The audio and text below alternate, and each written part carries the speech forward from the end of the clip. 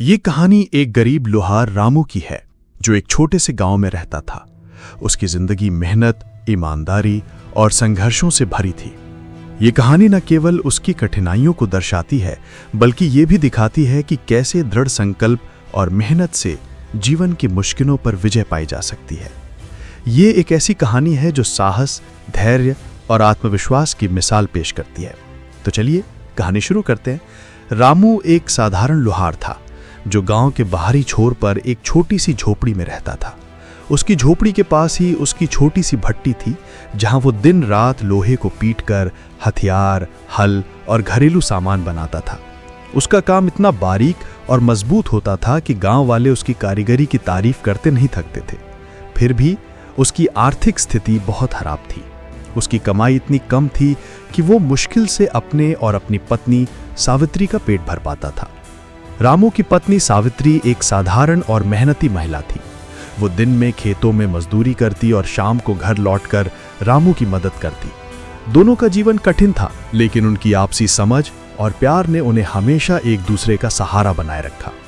सावित्री अक्सर रामू से कहती, रामू, तुम इतनी मेहनत करते हो, एक दिन भगवान हमारी मेहनत का फल जरूर देगा। रामू मुस्कुराकर जवाब देता, सावित्री, मेहनत ही मेरा धन है। अगर मैं मेहनत छोड़ दूं तो हमारा क्या होगा। गांव में समय के साथ बदलाव आ रहा था। पास के शहर से कुछ व्यापारी गांव में आए और उन्होंने नई तकनीकों और मशीनों का प्रचार शुरू किया।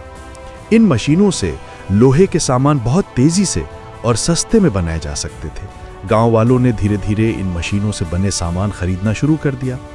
रामू का काम प्रभावित होने लगा। उसकी भट्टी पर आने वाले ग्राहक कम होने लगे। जो लोग पहले उसके हस्त निर्मित हल और औजारों की तारीफ करते थे, अब वे सस्ते और चमकदार सामान की ओर आकर्षित हो रहे थे। रामू को यह बदलाव समझ नहीं आ रहा था। वो सोचता, मेरे औजार मजबूत हैं, टिकाऊ हैं, फिर लोग इन मशीनों के सामान को क्यों पसंद कर रहे हैं। सावित्री ने उसे समझाया, रामू, समय बदल रहा है। लोग अब तेजी और सस्ते सामान चाहते हैं। हमें भी कुछ नया सोचना होगा। लेकिन रामू को नई तकनीकों का कोई ज्ञान नहीं था। उसने अपनी पूरी जिंदगी पारंपरिक तरीके से काम किया था। नई मशीनें खरीदने के लिए उसके पास पैसे भी नहीं थे। एक दिन गांव में एक बड़ा व्यापारी सीठ रघुनाथ आया। वो शहर से मशीनों से बने सस्ते औजार लाया था और गांव वालों को बहुत कम कीमत पर बेच रहा था। रामू के पास अब कोई काम नहीं बचा था। उसकी भट्टी ठंडी पड़ी थी और उसका मन उदास रहने लगा। सावित्री ने देखा कि रामू अब पहले की तरह उत्साह से काम नहीं करता। वो चुपचाप अपनी भट्टी के पास बैठा रहता और पुराने दिनों को याद करता। एक रात जब सावित्री और रामू रात का खाना खा रहे थे, सावित्री ने कहा, रामू, हमें हार नहीं माननी चाहिए। तुम एक कारीगर हो, तुम्हारे हाथों में जादू है। लोग भले ही सस्ते सामान की ओर जा रहे हों, लेकिन तुम्हारी कारीगरी का कोई मुकाबला नहीं। हमें कुछ ऐसा करना होगा जो तुम्हारी प्रतिभा को दुनिया के सामने लाए। रामू ने गहरी सांस ली और बोला, सावित्री, मेरे पास न पैसे हैं न कोई नया तरीका। मैं क्या कर सकता हूं। सावित्री ने उसका हाथ पकड़ा और कहा, हम दोनों मिलकर कुछ नया करेंगे। मैं तुम्हारे साथ हूं। अगले दिन सावित्री ने गांव के कुछ बुजुर्गों से बात की। उसने सुना कि गांव के पास एक पुराना मंदिर था जो अब खंडहर हो चुका था। उस मंदिर में एक बहुत पुरानी और अनमोल मूर्ति थी जिसे चोरों ने चुराने की कोशिश की थी, लेकिन वो इतनी भारी थी कि कोई उसे ले नहीं पाया। सावित्री ने सोचा कि अगर रामू उस मूर्ति को ठीक कर सके और मंदिर को फिर से सुंदर बना सके तो शायद गांव वाले उसकी कारीगरी को फिर से महत्व देंगे। सावित्री ने ये बात रामू को बताई। पहले तो रामू को यकीन नहीं हुआ। उसने कहा, मैंने कभी इतना बड़ा काम नहीं किया। मूर्ति को ठीक करना मेरे बस की बात नहीं। लेकिन सावित्री ने उसे हिम्मत दी। उसने कहा, रामू, तुम्हारे हाथों में वो कला है जो इस काम को पूरा कर सकती है। बस एक बार कोशिश करो। रामू ने हिम्मत जुटाई और गांव के मुखिया से बात की। मुखिया ने उसे मंदिर देखने की अनुमति दी। जब रामू ने मूर्ति को देखा तो वो हैरान रह गया।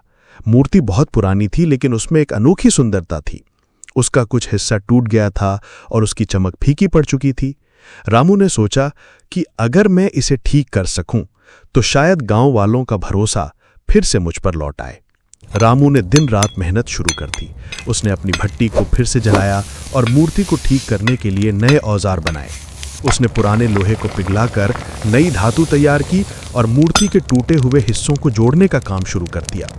सावित्री भी उसकी मदद के लिए हर समय साथ रहती।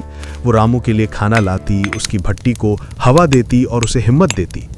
कई हफ्तों की मेहनत के बाद मूर्ति धीरे धीरे फिर से अपनी पुरानी शक्ल लेने लगी। रामू ने मूर्ति पर बारीक नक्काशी की, जिससे वो पहले से भी ज्यादा सुंदर दिखने लगी। गांव वालों ने जब ये देखा तो वे हैरान रह गए। वे रामू की कारीगरी की तारीफ करने लगे। सेठ रघुनाथ, जो पहले रामू को तुच्छ समझता था, वो भी उसकी कला से प्रभावित हुआ। उसने रामू से कहा, लोहार, तुमने तो कमाल कर दिया, ये मूर्ति तो पहले से भी ज्यादा सुंदर हो गई है।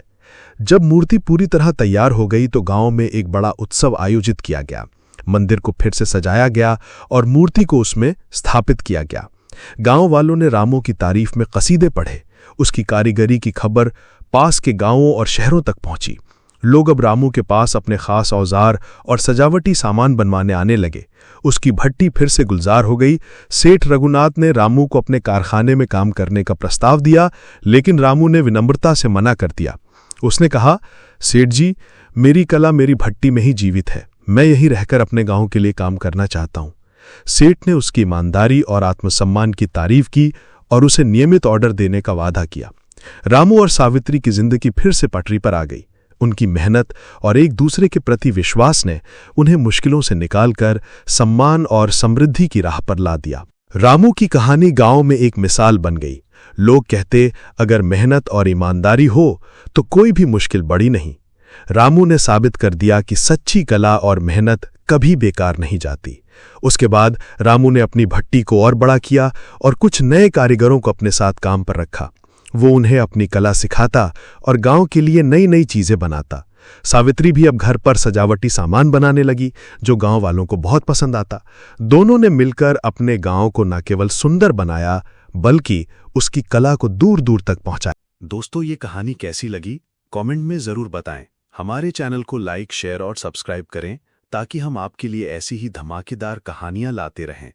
अगली बार फिर मिलेंगे एक नई कहानी के साथ। तब तक बने रहिए हमारे साथ।